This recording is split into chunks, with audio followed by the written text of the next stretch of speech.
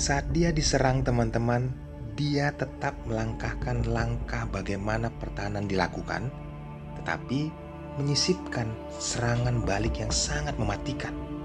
Tidak sepenuhnya melakukan pertahanan, bahkan di partai ini melakukan pengorbanan perwira beberapa kali teman-teman. Garry Kasparov versus Simon Palatnik, kejuaraan catur dunia 1978. Siapkan konsentrasi tinggi. Saya akan mengupas tuntas maksud langkah kedua pemain, khususnya Garry Kasparov. Selamat menyaksikan.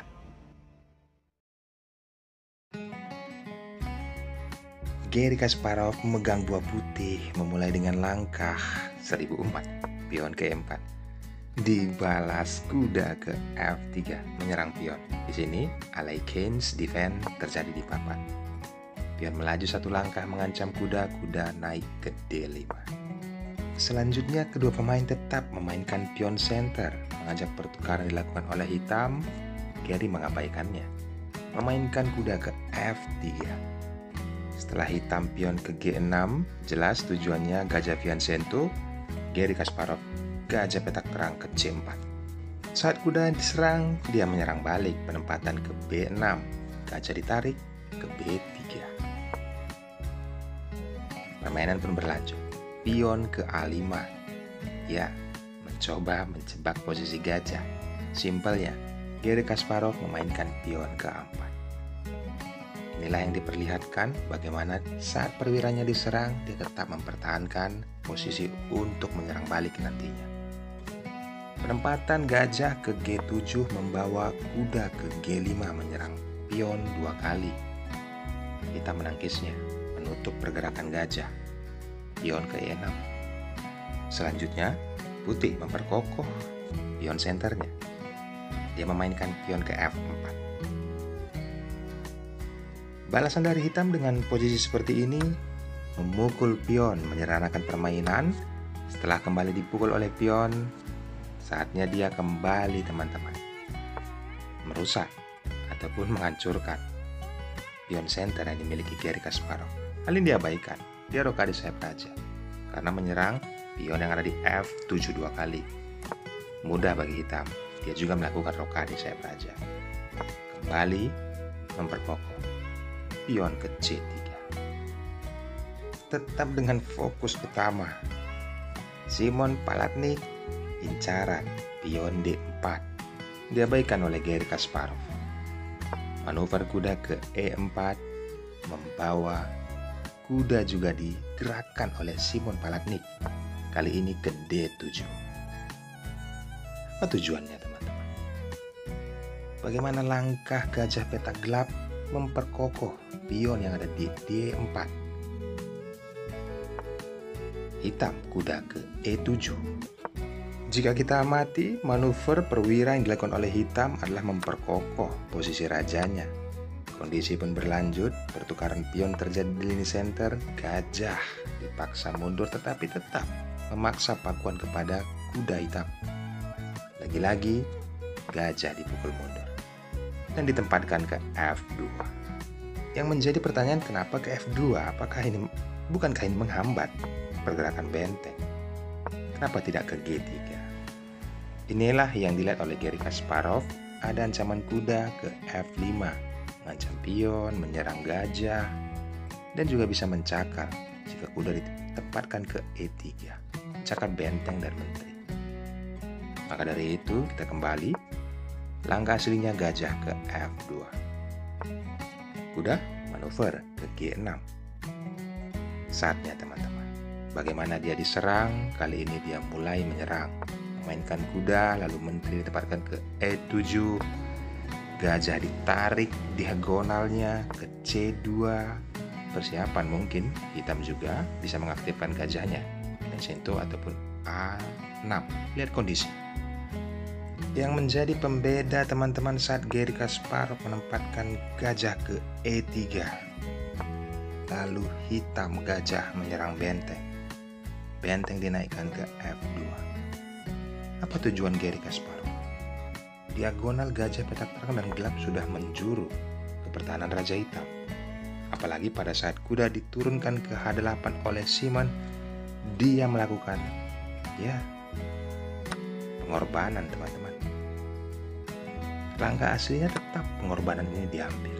Tujuan Gary agar menempatkan menterinya ke H5, menyerang pion G5, yang nantinya kuda bisa memukul pion tersebut. Ada ancaman skakmat oleh menteri ke H7. Tangkisannya menaikkan pion ke F5, menyerang kuda, tidak melakukan empasan. Tujuan utama tetap dijalankan, memukul pion dengan kuda. Lihat kotak H7, ancaman skakmat. Benteng memberikan ruang bagi rajanya. Tidak patah harap, kedua gajah petak gelap dan terang yang dimiliki oleh Gary Kasparov dikorbankan, teman-teman. Petak gelap sudah, kali ini petak terang. Dua pilihan bagi hitam. Langkah aslinya memukulnya dengan benteng. Kita analisis kenapa tidak pukul dengan pion. Jika itu dilakukan oleh hitam, maka langkah terbaik putih memainkan kuda. Menteri hitam pun terancam.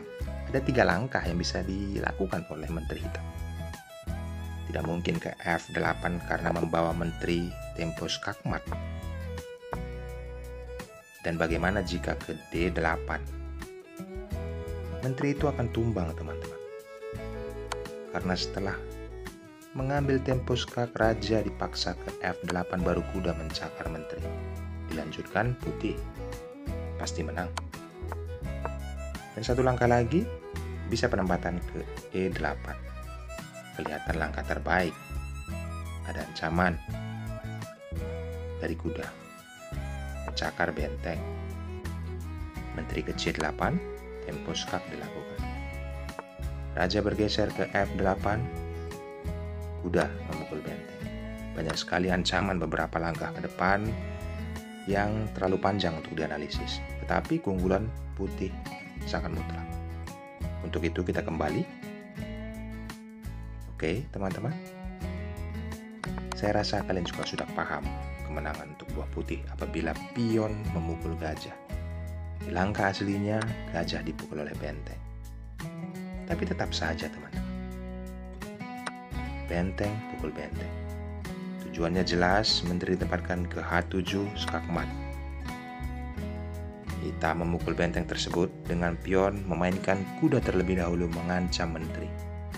Memaksa menggeser posisi menteri. Walaupun sini terlihat mengancam menteri juga, mengajak pertukaran, ada tempo skak. Beginilah kondisinya yang diciptakan Gary Kasparov.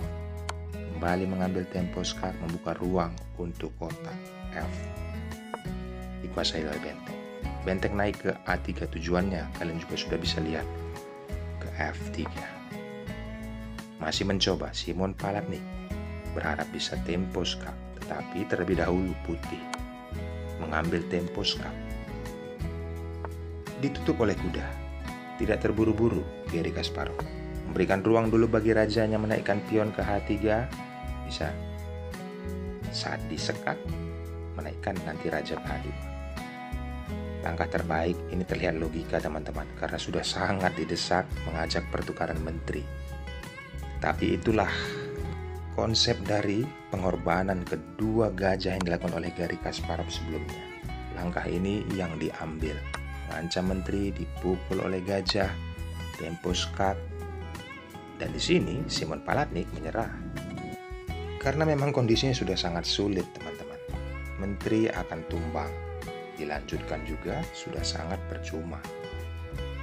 Bagaimana tadi kita melihat di awal, Simon Palatnik menyerang. Gary Kasparov memberikan pertahanan, tetapi sesekali mengintip bagaimana dia menciptakan peluang untuk menyerang kembali raja lawan.